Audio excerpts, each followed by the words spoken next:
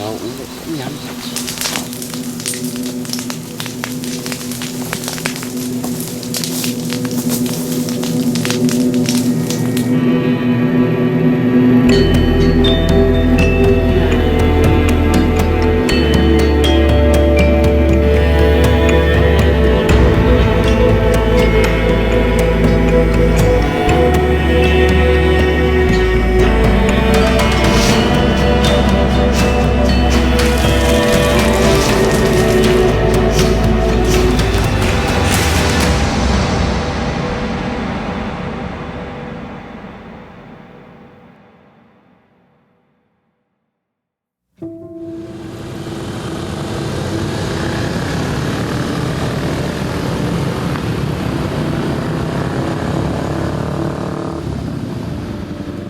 Yang Anda lihat ini bukanlah efek kamera atau hasil editing, melainkan polusi udara akibat asap kebakaran hutan dan lahan atau karhutla.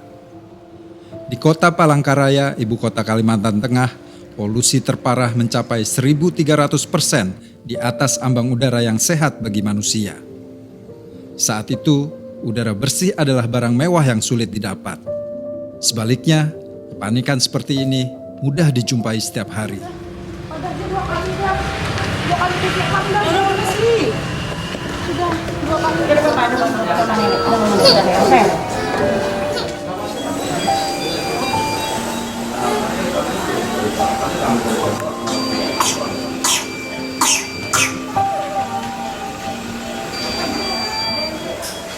Karhutla tahun 2015 tak hanya terjadi di Kalimantan Tengah. 5 provinsi lain juga dinyatakan sebagai wilayah darurat bencana karhutla.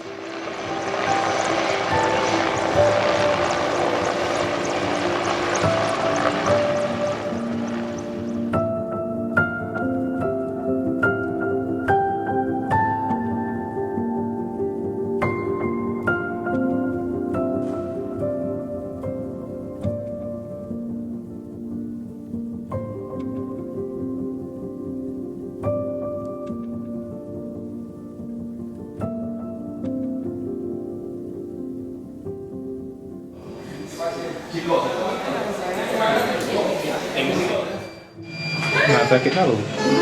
Sakit apa nih? Ini nafas sesak, batuk, Berapa lama terawat? seminggu. Ini nampak abu, nampak kabut asap ya? Hah? Ini nampak kabut asap ya? Iyalah. Kalau di desa itu kebat kabutnya pekat. Iya. Jadi anaknya batuk. Terus apa lagi? Batuk muntah. Susah kenapa? Sri Eldawati, seorang warga desa Matangai Hulu, Kalimantan Tengah, menceritakan pengalamannya. Banyak warga kami yang kena penyakit ISPA. Di sini juga banyak yang kena penyakit paru-paru. Ya, dan itu banyak yang terjadi yang paru-paru sama yang dibilang orang sini bahayok itu banyak orang tua lanjut usia itu. Dan para anak-anak kebanyakan mereka ISPA-nya yang sudah dianggap akut gitu. Di tahun yang sama, saat kebakaran hutan terjadi, Dr. Agus Dwi Susanto, seorang ahli paru, melakukan riset dampak kebakaran hutan terhadap kesehatan warga di Pekanbaru, Riau. Riset dilakukan terhadap 89 responden yang terpapar asap karhutla.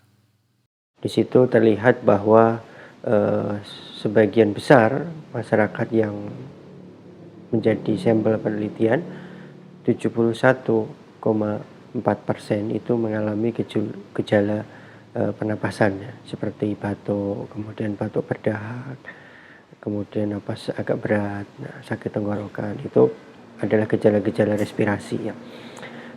Di luar itu terdapat juga keluhan-keluhan non respirasi ya, seperti keluhan mata merah ya, kemudian keluhan pada kulit, keluhan mual atau saluran cerna. Ditemukan sekitar 84,7% pada sampel penelitian tersebut.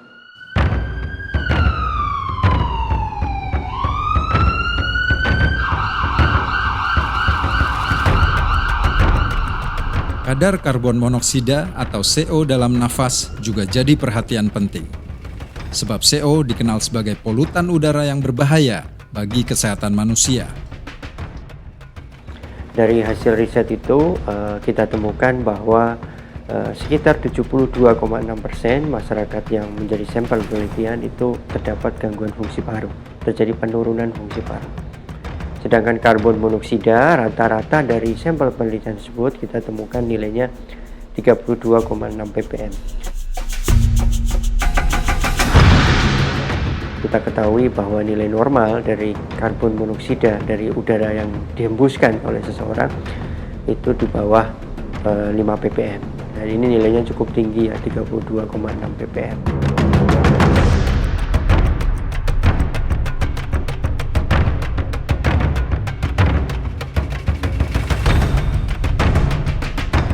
Anak-anak dan lansia adalah korban yang paling rentan.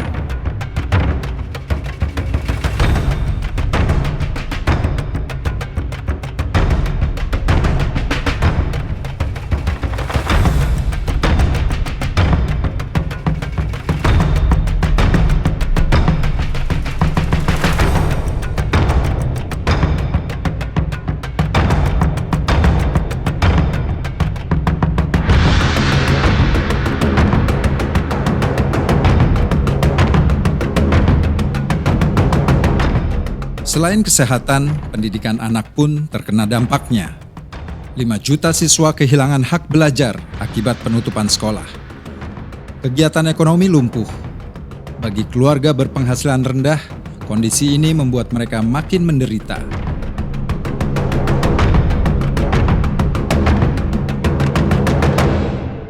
Kalau orang mampu nggak apa-apa Pak, kalau orang miskin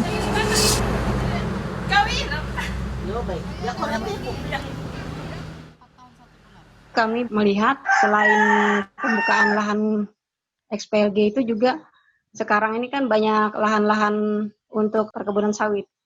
Jadi di perkebunan sawit ini kami juga melihat sama pembakaran itu dikerjakan mereka, bukan kami yang petani peladang. Sangat rugi lah melihat keadaan seperti ini. Kenapa pemerintah tidak memberikan semacam peraturan yang tegas kepada mereka untuk tidak lagi membakar.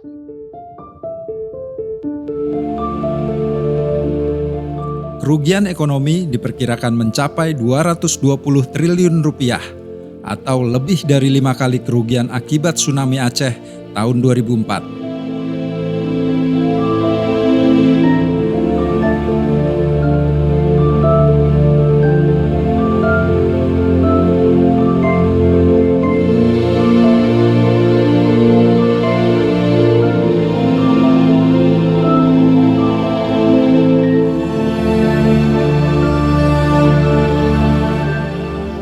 Hanya dinilai lambat, pemerintah bahkan dinilai telah gagal menjamin hak hidup, hak kesehatan, serta hak atas lingkungan hidup yang baik dan sehat.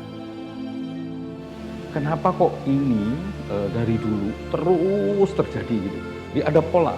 Polanya kalau ada orang mau nanam, mau mengganti dari hutan menjadi kelapa sawit atau dari hutan menjadi sesuatu perkebunan, tambang dan sebagainya untuk mempermurah biaya produksinya, ya dibakar.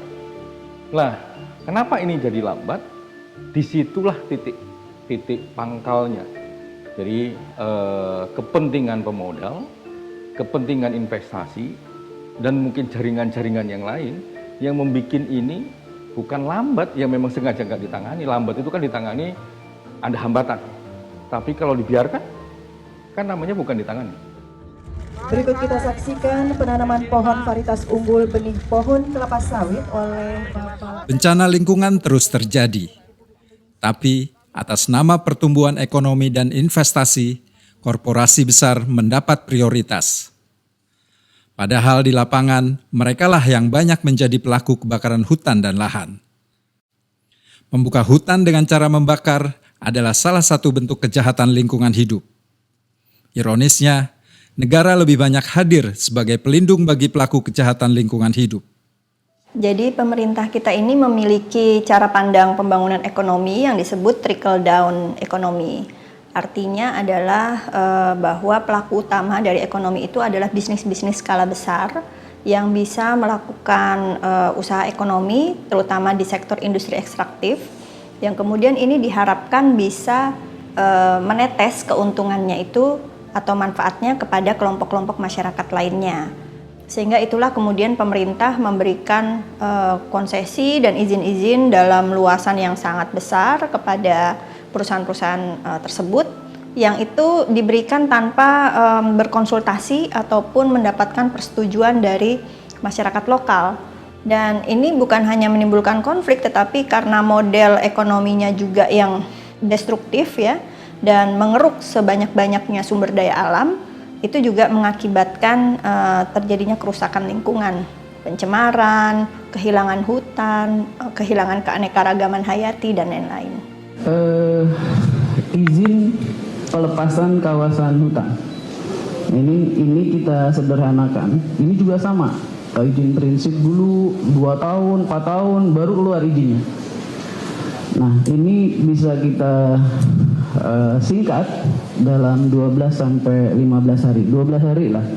Mengapa teman-teman ini perlu waktu? Karena Inilah contoh bagaimana produk kebijakan negara memberikan keistimewaan bagi korporasi.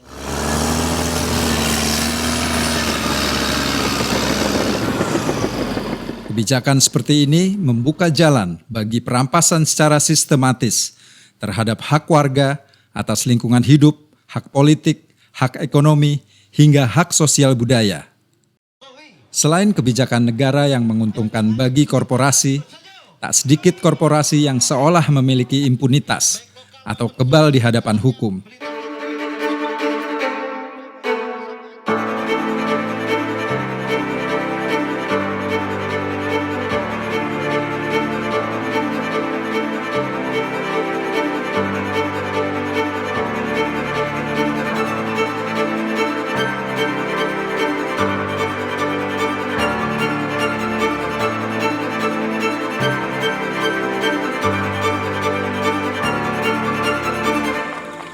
Kejahatan lingkungan hidup dalam kasus Karhutla bukanlah kejahatan biasa. Kejahatan ini dapat dikategorikan sebagai kejahatan luar biasa atau extraordinary crime. Inilah yang dikenal sebagai sebutan ekosida.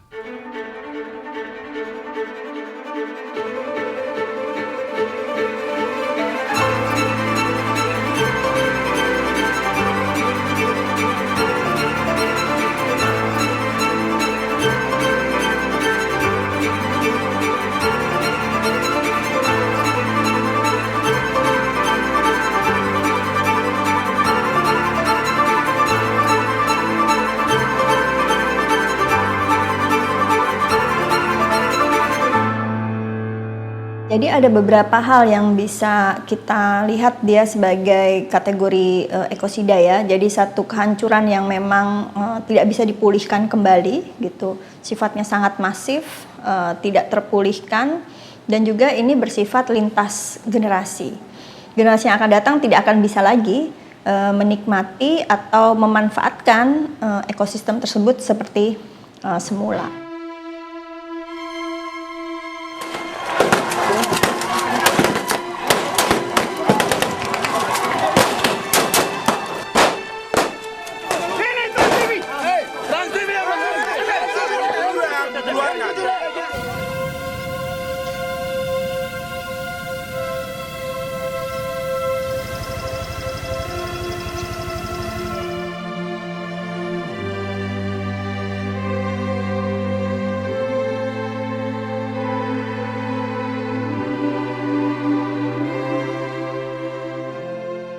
Kejahatan ekosida seperti kasus Karhutla menghasilkan kehancuran lingkungan yang ekstrim.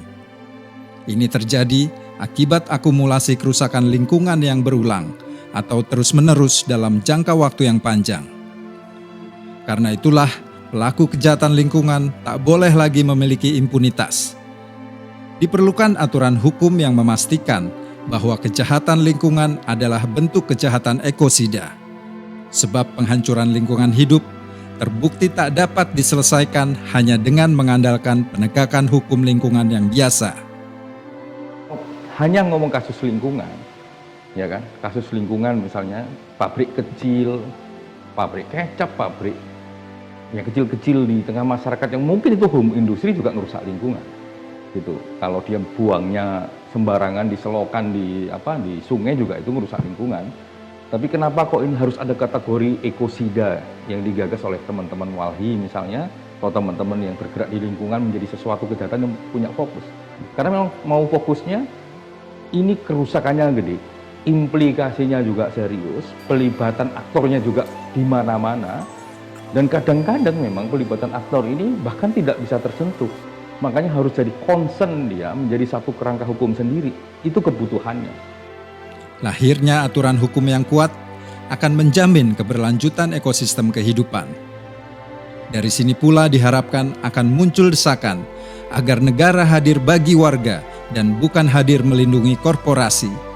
Sebab negara memiliki tanggung jawab untuk menghormati, memenuhi dan melindungi hak asasi manusia, baik untuk generasi hari ini maupun generasi mendatang.